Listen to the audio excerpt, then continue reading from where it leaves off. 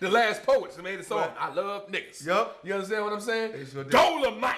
Oh, man. Robin Harris. Oh, my you understand God. what I'm That's saying? right. I mean, and these comedians today, Steve Harvey, all of them, Paul Mooney. Mooney. You know, actually, Paul Mooney said he ain't gonna say nigga no more. Whatever happened to your nigga wake up call, Paul Mooney? Paul Mooney done got his nigga wake up call. He sure did. Now he ain't saying nigga no more. Yup. You understand what I'm saying? Because of the pressure. Check this out. The pressure. But they getting away from the point. The point is, you don't want to be reminded about what the white man did. Even though our children, as from their youth, they got to go to school and they got to learn history and they got to learn from our enemies, from the people that enslaved us, from the people that stole us. The Bible tells you about man stealers. They got to learn that they were taken, their ancestors were taken captives and it was forced to labor in this land, you know, in the school system. Exactly. So they can be reminded in the school system, you know, they can be reminded about the struggle during Black History Month and be reminded about Martin Luther King and how they say we shall overcome, but they can't be reminded, you know, of the hate that's still in the world, of all the white men that still think a black man is a nigga, that he's a slave. You understand what I'm saying? You don't want them to be reminded of that because you don't want them to think that still exists. But what you're going to find out is that God is not going to let it die. God's not letting it die.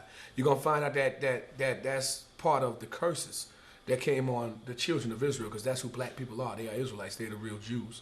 And God wants us to know these things. That's why this stigmatization is still on us. You understand what I'm saying? Exactly. And that's why that word is not dying. God also wants to remind the white man that he's going to have to pay for using those words, with That's words right. like that, and in the mind frame that he was in. And the black man need to wake up. You so-called African Americans need to wake up, and you need to realize that this is how the white man's still thinking today. A lot of you believe that America fixed its problems. If America's fixed its problems, here we are in 2008, and you have officers that's on trial for shooting at black and Hispanic men 50 times. And it's because of that same mentality that the black man is a nigga. This is why this is going on. And then some people will say, well, how can this be racist if it was done, if it wasn't just done by white people? If black people was involved and Hispanic people was involved, because some cops were black that actually, you know, shot their guns at Sean Bell and Trent Benefield. And you know, what happened is that you don't understand is that they train to react a certain way. It's the system that our people is fighting. And who's controlling the system? This is the same system that enslaved our people. Correct. This is the same system that is still racist against our people. The so-called justice system is the same system, or the law enforcement system is the same system where racial profiling come from. Where black people have noticed that they were pulled over more than anybody for no cause, that they were stopped and frisked more for any cause. So when a black man is in a car, of course you can shoot at it 50 times because he's a nigga. He got a gun. And it's the same mentality, but people want this word to disappear as if that same mentality is no longer there. As if America fixed this problem. Check this out. And this is what the scriptures is talking about. Let's start getting into the scriptures now. Give me the book of Genesis chapter 49, verse 8. The book of Genesis chapter 49, verse 8. And we're going to show you that the only way to get these things off of us is if God come back and he show the world that we not niggas. Okay, people gonna always have their opinion. But the Bible tells us in the book of Ecclesiasticus, chapter 3, verse 24, for many are deceived by their own vain opinion. Whoever thinking, if you're looking at me right now and you thinking that you looking at a nigga, because I know the Klan like to watch my tapes. I know that because you don't like what I did, you know, to you guys on Jerry Springer and how I made you look like idiots and all that, because you are idiots and you like to watch these tapes. But at the same time, if you think you're looking at a nigga, God is gonna appear and God is gonna let you know that you're not looking at a nigga, but you're looking at royalty, and He gonna let you know that we know the true meaning of words, and we know that the white man is actually a nigga. And I'm not talking about what they trace the etymology of the word nigga back to, which means black. I'm talking about what they don't want to associate the word nigga to, which is niggard. Okay, another ancient word. And how they don't make this relation, or how they say nigga and niggard has no relation concerning etymology, is beyond me. It's beyond me. because a niggard is a certain type of attitude. And you so-called white people, especially you racist ones, you know, you got the demons in you, and you a bunch of niggards. You're going to find that out. Then the police came. I went in the house because they got magnums too. And they don't kill cars. They kill niggards.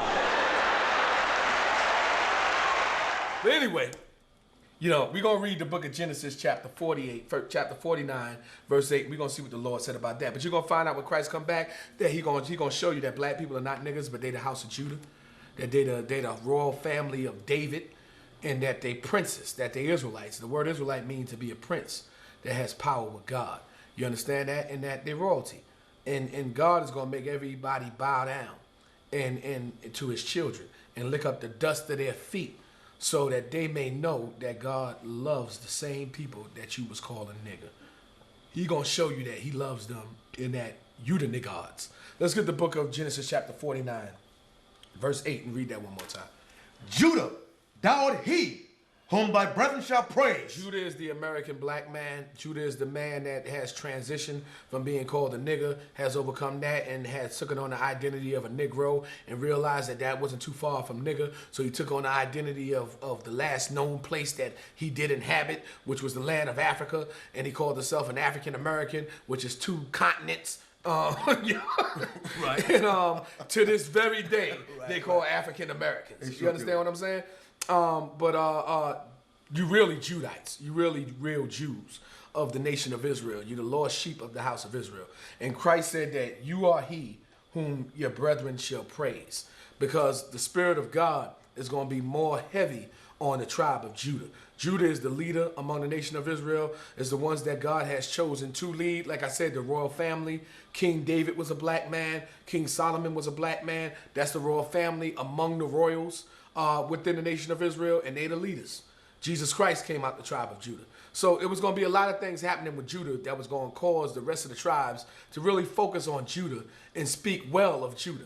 You understand? And his accomplishments. Judah was going to have a lot of accomplishments. Judah was going to be responsible for a lot of accomplishments in Israel. When you look at the civil rights movements, that was what you know as what you call black Americans, that led those movements, that actually changed the course of history in America and brought about change in America.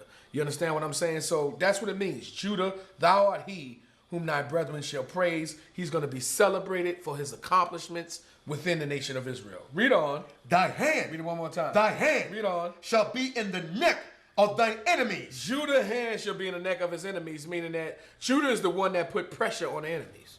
You know, whenever an enemy rise up and think they're going to do something or do their will to any of the tribes, whether it be Ephraimites, which are so-called Puerto Ricans, or Simeonites, or the Hispanic tribes, or whether it be the North American Indians, which is the tribe of Gad, or the Seminole Indians, which is the tribe of Reuben, Judah will come to their aid and put pressure on the enemies. When you read the book of Psalms, get the book of Psalms for me, chapter 18. Chapter 18, and we're going to read verse 32 to 44. It's going to tell you, it's going to give us an example of how Judah's hand shall be in the neck of his enemy. Judah will fight. Okay, when Judah's back is against the wall and you try to take away his rights of being a man and his rights of living, and you try to take away his rights to worship his God, you'll find out that will cause Judah to stand up and will fight against you against all odds to actually overcome. Let's get the book of Psalms chapter 18 verse 32 and read that for me, please. It is God that girdeth me with strength. Read it one more time. It is God that girdeth me with strength. God gives Judah the strength that he needs to fight against the enemy, against the oppressor. Read on. And maketh my way perfect. And do what? And maketh my way perfect. And allow him to overcome. This is David talking, which was a Judite. Read on. He maketh my feet like hinds' feet. Yeah, if Judah got to go to war, he become an expert warrior. You know, you got people, they didn't want to allow the black man in their army at one time. You remember that? Correct. Until they was getting it. I'm talking about America. Yeah. They wouldn't allow the black man in the army until they was getting the hell beat out of them, and then they realized that the black man is a better warrior. Mm-hmm. You understand what I'm saying? He's a better fighter pilot. He's a better ground soldier. He's a better general. The best general that they ever had. They talk about General MacArthur. What the hell did General MacArthur ever do but be a Edomite with stink breath? Huh? The best Right. general that was ever known in the American Army was General Colin Powell. That's right.